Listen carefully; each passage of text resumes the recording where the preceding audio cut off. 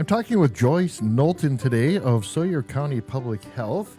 Good morning. Good morning. So, National Night Out, that's coming up here pretty quick, and you have some comments about that.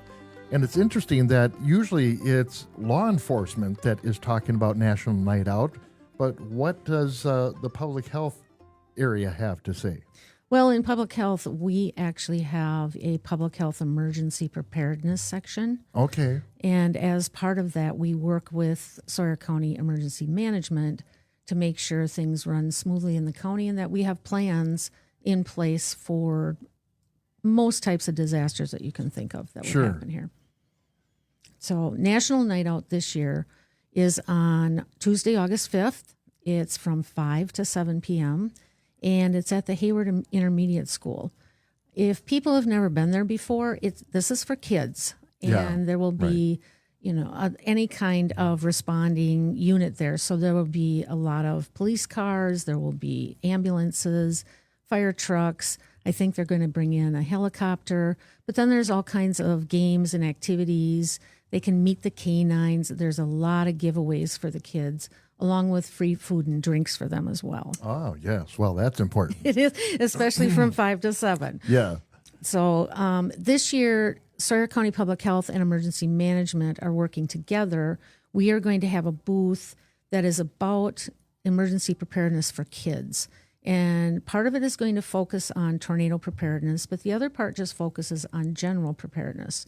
So we will have things like a small backpack to give them, along with an activity book, a coloring book, a flashlight, and other things that kids can use to help stay safe. So let's say they're going down in the basement for a tornado. Yeah, right. So they'll understand why they're down there.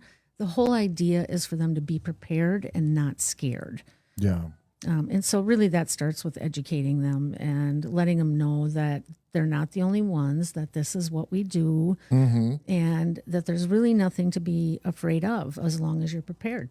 So we're out in a rural area, you know, and we have in town in Hayward, we have sirens that are going off, and people in town can say, oh, geez, there must be something going on. We should probably go downstairs. Yes.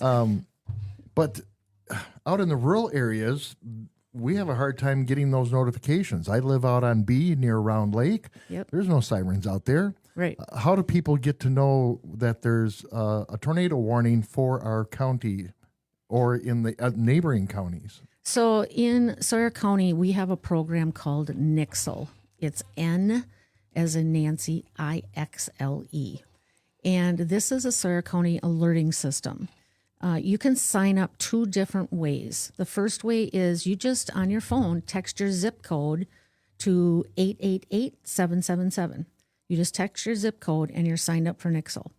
Oh, okay. So it's not a regular phone number. It's a shortcut number. Right.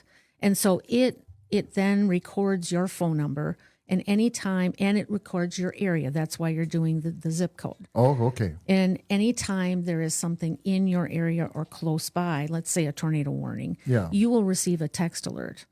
Okay. What's nice about that is it's not an email, it's not a phone call, where those of us who are out in the sticks don't often have great internet. Yeah. But a lot of us can still receive a text. Yep. You can go online to nixle.com/register. And in there, you can enter a little bit more information, and you can just sign up to receive those texts. But for me, I'm in preparedness, so I always have a backup plan. Yeah. So I also have a NOAA weather radio. Okay. And I really love that thing, mainly because if it's something in the middle of the night, I am going to get that alert on that radio, and it alerts very loudly. Yes. So it wakes me up from my sleep. It's going to wake you up. Where my text is not going to. Yeah. So that's my backup plan, and it's going to work in any area of the county.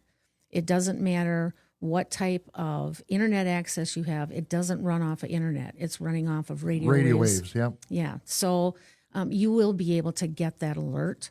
I think it's good to have that backup plan just so that, let's say you forget your phone, you lose your phone, Yeah. Yeah. So both of those ways are really good. The third thing I just want to mention really quick is if you are electricity dependent. So if you have oxygen, you have a feeding tube, you have something that medically you really need to have electricity. Sure. Make sure that you have information filled out with your power company, whoever they are. Most power companies send out a notice every year and say, if you have this, then fill this out and send it to us. Don't ignore that. And if you haven't done that, call them and ask them for the paperwork. Oh, okay. So the reason for that is if you are electricity dependent and the whole area goes down for electricity, they're going to focus on those medically necessary a lot quicker than they are other areas. Okay. They'll try to get you back up and running as fast as possible. Sure. So I think that's really important for people that have medical needs. Yeah. Most of those systems in the home, they do have a battery backup, but they don't run forever. And, No, and we found all this out during the winter storm a few years ago with that ice. Yeah. The main problem that our residents had was those who were on oxygen were running out because they can't use that concentrator. So when they're going through oxygen tanks really fast. Oh, yeah. So we had to, we were literally delivering oxygen on snowmobiles and fire trucks and everything else, trying to get people enough oxygen to last until their power came back on. So. Well, thank you again for coming and reminding us about National Night Out. I encourage every resident, they're going to have events in different communities. Check with your local law enforcement for your other areas and check their calendars and attend a National Night Out.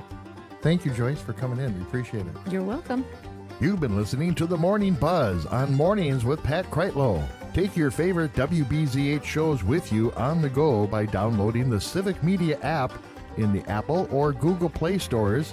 Coming up after local news and information, my colleague Pat Kreitlow returns. I'm Mark Lundeen, and I'll be back with more Hayward area information tomorrow morning.